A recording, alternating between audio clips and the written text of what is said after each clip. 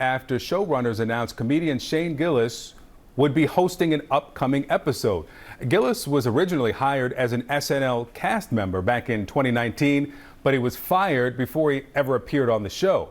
Video surfaced of Gillis using racial slurs, making derogatory comments about Chinese Americans, LGBTQ community members, and women. At the time, he said, "I'm a comedian who pushes boundaries.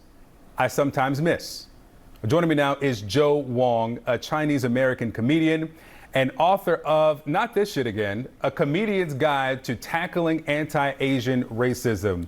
Joe, good to have you. I'm going to start with just the broad question here. Great opportunity for Shane Gillis to come back and host. Do you think he should be allowed to return? Hi, Victor. Thank you so much for having me during the Black History Month, first of all. Welcome. Yeah. And here's the thing. My take on this is, if he has said the equivalence to any other race, he would not have this opportunity. If he had said the N-word or anything anti-Semitic, he would not have a career. He's done. But fortunately for him, he was saying anti-Asian slurs, and now that seems to be a brilliant career move now. He got his Netflix special. He's hosting SNL. I'm a comedian myself, and I believe in free speech.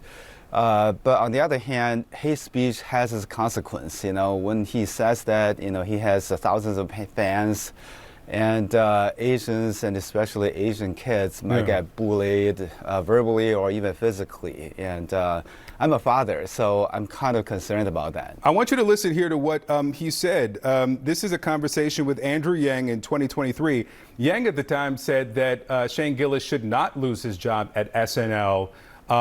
Shane never apologized. Here's what he said. I want it to be clear, I'm not a victim. I'm not sitting here oh, I can't believe what they did to me. It's no. There's a video of me using a slur.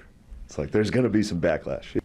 I know I didn't mean it. So it's hard for me to be now I need to re-educate myself. What's your reaction to that? Essentially it says, I kind of do this to everyone. I'm a comedian. This is part of what I do. Well, yeah, but I don't see him doing it to other ethnic groups, just the Asians, because Asians kind of the smallest minority in this country, most underrepresented. I just don't see why you need to do this. But it's again, it's a free country. We have free speech. But on the other hand, like Shane said himself, every speech has its consequence, and he's willing to take it.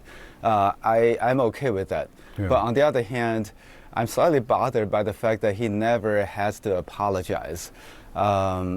That just sets not a very good example for other comedians or any other people, I guess. Joe Wong, I thank you for being with me. I want to read one line from your book here, and I want people to download it, where you write this. I want to stress again that we have to be nastier and more negative when we speak up. I know Asian Americans want to and are used to projecting a positive image to others. That from your book. Joe Wong, we got to wrap it there. I thank you so much for your time this morning. Yeah, well, thank you so much. And coming up, art as a way to preserve history. I speak to an Afro-Latino